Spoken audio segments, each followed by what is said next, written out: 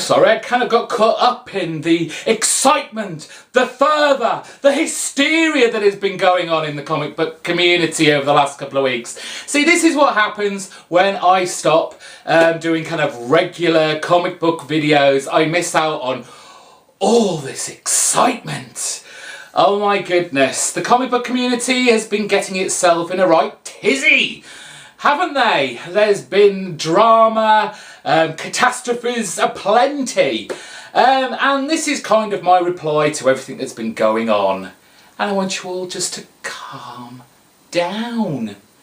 Now, I'm sure some of my opinions are not going to be particularly popular in this video. That's fine. They're my opinions, and I appreciate all yours. It's just all this kind of fervour and hysteria I kind of reserved for kind of teenage girls crying over a member of One Direction getting engaged. I mean, come on, we're grown adults. Okay, let's begin with the big movie announcement of the week. Yes, the replacement for Christian Bale in the Dark Knight Batman movies has finally been announced. And it is Ben Affleck. Ben Affleck of Chasing Amy, Good Will Hunting, Dogma, Daredevil, and the most latest Argo fame, which won an Oscar. And of course it has the internet exploding with bile and hatred and how could you do this? And the film, as far as I know, hasn't actually started shooting yet. Let me take you back 5 or 6 years when a young Australian actor known for, you know, kind of light fluffy films like 10 Things I Hate About You, A Knight's Tale, then kind of got a little bit of critical acclaim for Brokeback Mountain. Yes, Heath Ledger was announced as being the Joker. You remember the knee-jerk reaction everybody had then on what actually transpired? An absolutely flawless performance from Heath Ledger as a truly scary and sinister and dangerous Joker. And if you really don't see that, then please go back and just stay watching your Adam Sandler movies. Now, once upon a time, DC had a hardened, mercenary, intergalactic bounty hunter. Smoked cigars, drove a mean-looking Harley, had no guilt about slicing and dicing his enemies.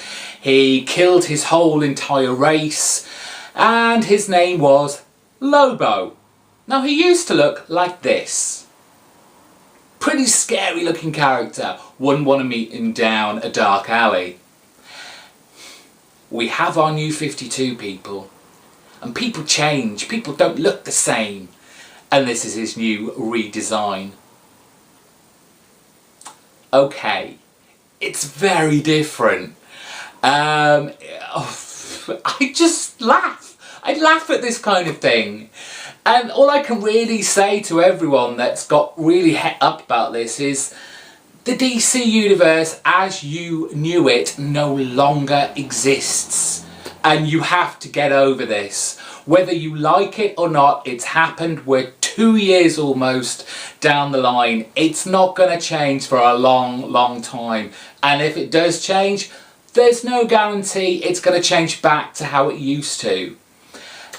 So changes like this, it's part of the course. Why anybody was surprised that DC would once again ruin a perfectly good character.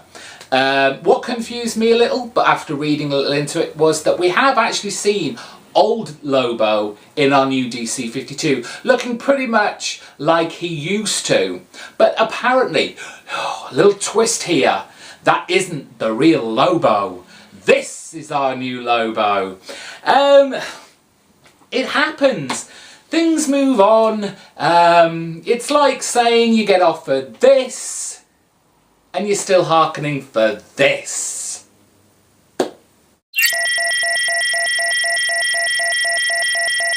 Now I have to say I don't really know much about this because I really didn't get drawn in by the whole Trinity War, and now that we're on to Villains Month, it's kind of by the by for me. I will pick up whatever villain alternative cover is attributed to whatever comic I'm already collecting. I'm not going to get any of the other extras, but apparently there's some...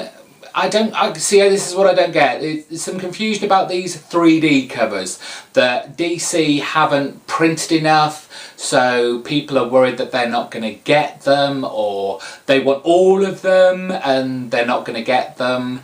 And it worries me because this kind of mentality kind of reminds me of we're going back to the 90s. Are we back there again? You know, with the holographic covers, the foil embossed covers, the multitude of variant editions. You know, this was the point where, you know, the industry almost collapsed. It almost crippled itself. With all these ridiculous kind of fads and novelty ways for you to go and buy comics and spend more money that I know you haven't got. I mean, I can't think of one person, and please put it in the comment box below if you do.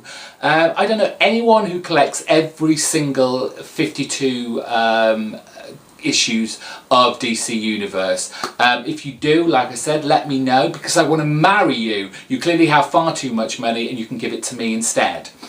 But really, do you need all these? From what I have read, DC have reprinted or are going to do another batch of printing of these 3D covers, and they're going to come out in October at some point. So you're going to get them. You're going to get them sometime or other. They just might not be as early as you'd like them to be. But if you're really worried about just getting it for the cover, I feel like you're not really interested in what's actually inside the books.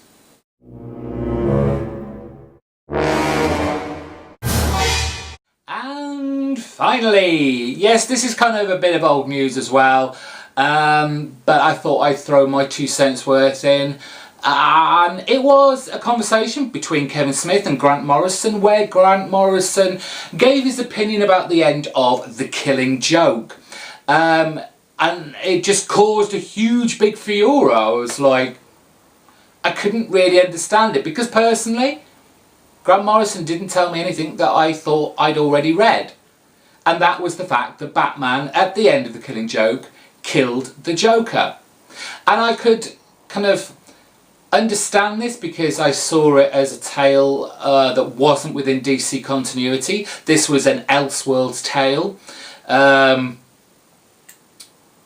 of course that caused complications, because from this book we get the creation of the character Oracle. Barbara Gordon having been crippled by the Joker, this was kind of like the impetus for Barbara Gordon to become Oracle, who was very firmly in DC continuity. And I can understand, you know, the confusion here. But it's a book that's 25 years old. And what? One comic book writer suddenly completely blows your mind. You can't read The Killing Joke again now because he's just made you see it in a completely different light. Isn't that what comic books are about? We see different things, we interpret things differently. They can be right, they can be wrong, they can both be right, they can both be wrong. Oof. Now I've got it all off my chest now. I really just want to say, look guys, these are just my opinions. I said at the top of this video, I'm sure a lot of those opinions aren't going to be particularly popular, but they are my personal opinions. I'm just kind of tired of hearing all the negative stuff these days regarding comics, and it just seems like all the fun and the enjoyment about reading comics have been kind of pushed aside. I want to hear the positivity, the fun, the excitement about things, rather than I can't get this, or I can't get that, or I don't want him, or I don't want that. Anyway, that's me done. See you next time. Bye bye.